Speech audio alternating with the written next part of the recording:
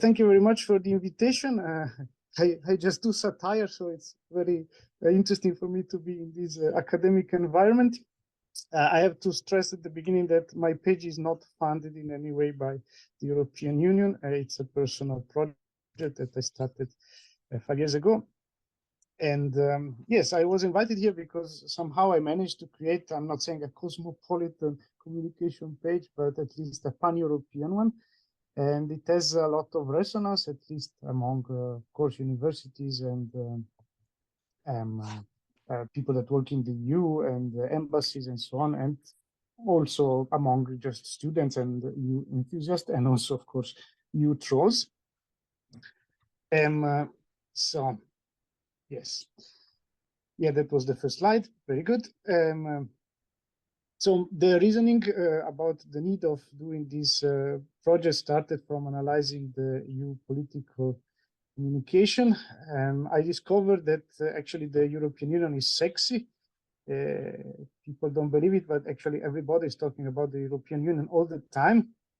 And the first one that talk about it, of course, are the institutions. So, you know, they make meetings, they have budget, they make a lot of scheming and a lot of fact sheets and a lot of Excel files trying to engage with the citizens that are actually supporting them, paying them at least. So they really try hard, but the citizens, they fly away. It's very hard to engage them because the main promise of the EU communication is that it's very dry. This on the left, you see one of my favorite memes posted on the Lion account.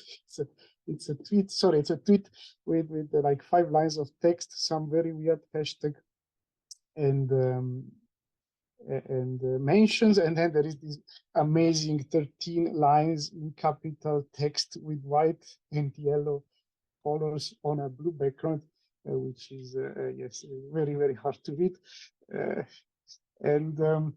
Yeah, so this is unfortunately often what the EU communication is. It's staged, it's self-referential, it only talks to itself, it uses a lot of jargon, which makes it unappealing to those that don't have time to read the details on how the EU works, because it always refers important values like democracy, freedom of speech, but it always does this, then it transforms these values to platitude. And it doesn't reach the audience because in the end, maybe if you do high-level talking, you only reach high-level people and you forget about the vast majority that don't have time to follow your politics. And another important aspect of this kind of communication is that it has to be politically correct. There is no way around there because you're representing an institution. An institution has many, many different sensitivities. So you have to try to make very dry communication. You cannot be extremely creative.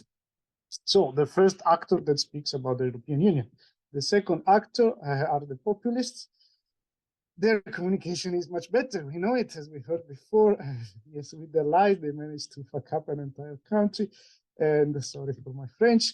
And yes, their communication is amazing. It's emotional, relatable. It uses very simple words, slogan that people can repeat and shout, and it sounds so good. Brexit means Brexit, get back control. I don't even have to think. I just say it and I feel better.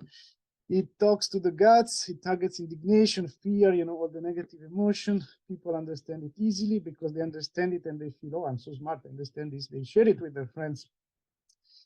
While the European Union has to take, you know, effort to do some communication that is politically correct, they don't care about it because they don't take responsibility for what they say. They can promise whatever, people will believe it and give them power. And then they will realize, oh, this didn't work, but who cares? I mean, they were already elected, they already they stole the money, I hid the summary. That's the classic story. I mean, it's like this since the time of ancient Greek.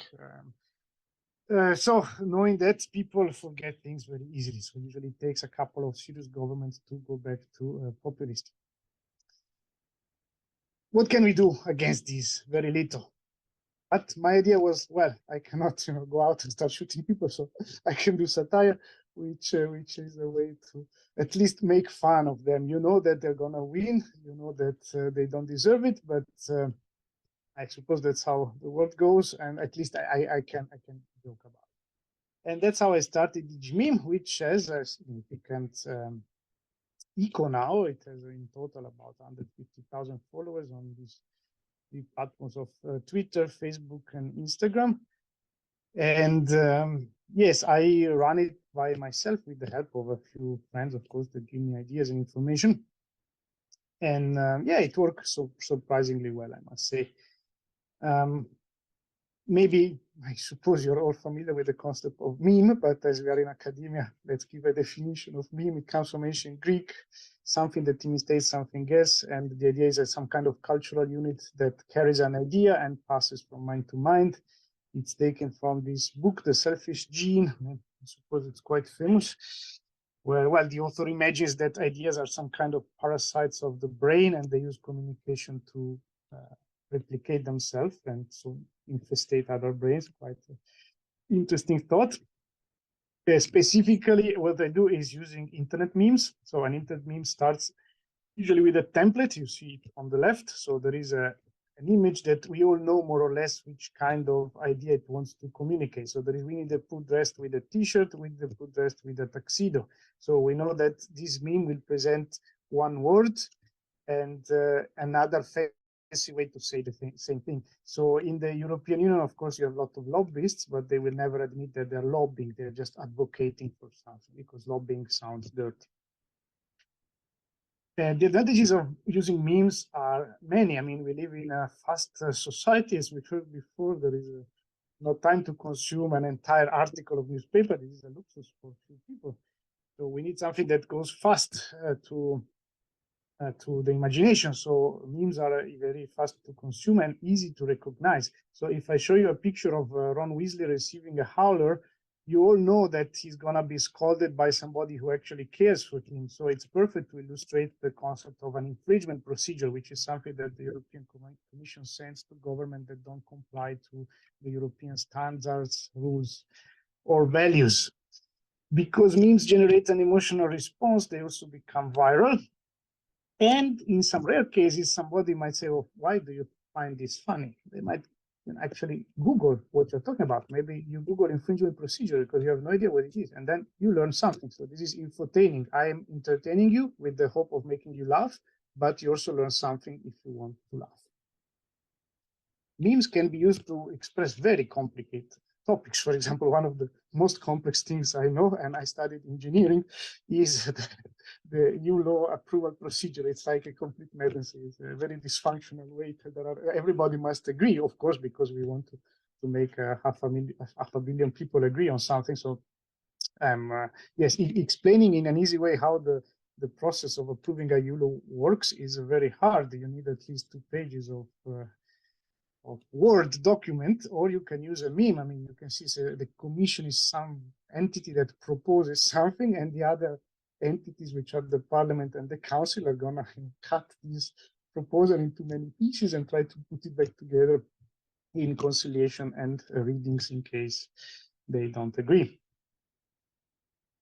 As an institution, you can also sometimes, it's good to generate some emotional response. So besides doing infotaining, you could do daring infotaining, which is like posting something a bit controversial. So of course, calling brainless somebody who doesn't think the national states are represented in the EU might be slightly above the line, but at least you get a reaction if you do this. And on the right side, you could explain in detail how much national states are represented. I mean, they have their own institution where they can block any legislation approved by the only directly elected European Parliament. So it's a lot of power.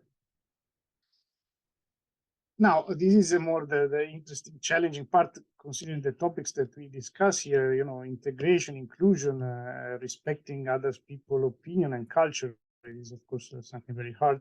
I personally think that all these considerations are fine as long as they don't endanger freedom of speech, which is one of the greatest achievements of our democratic society. I must say, in the last years, I noticed an increasing intolerance towards satire. It's impossible to post anything slightly controversial that there will be a lot of negative comments by advocates of political correctness at any cost. And I must say, most of these people come from high backgrounds. They are educated people that are not able to distinguish a satirical piece from a political statement. And this is something academia, you should do something better for that, because if people like this get a master's degree, there is something failing in the education system.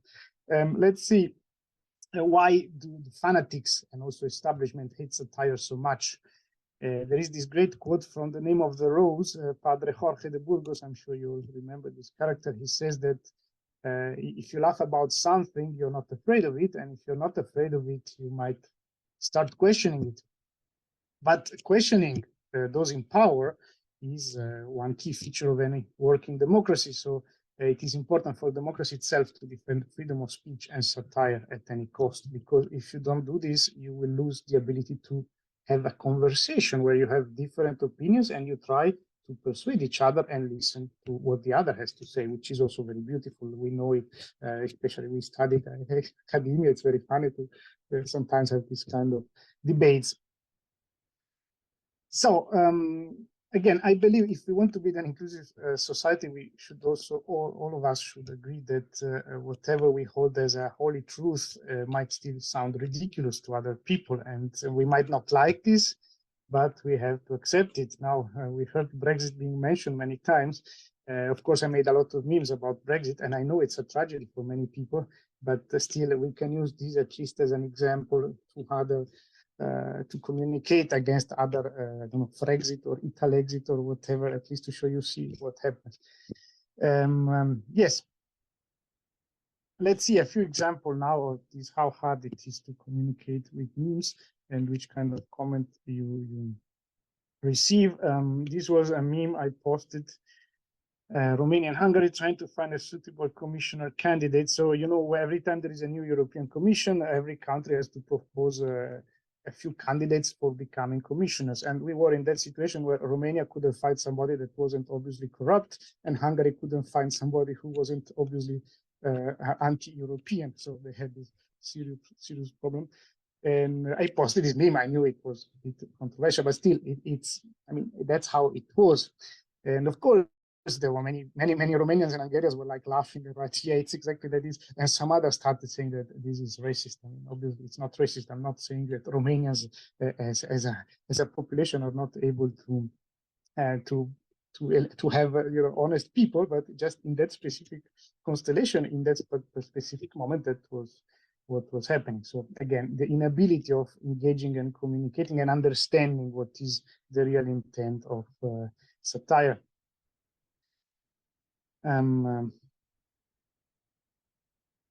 This meme was following the Turkish election, where I thought it is very interesting to note that the majority of Turkish expats living in the European Union, the majority of them voted for an autocrat against a more democratic candidate, which I think could lead to a very interesting conversation, because maybe to them the advantages of living in a democratic society is not obvious, and which means maybe our state are failing to explain why it is an advantage to live in democracy. So it means we could do better with communication. So actually the meme is aimed at those that are communicating and those that should help the debate.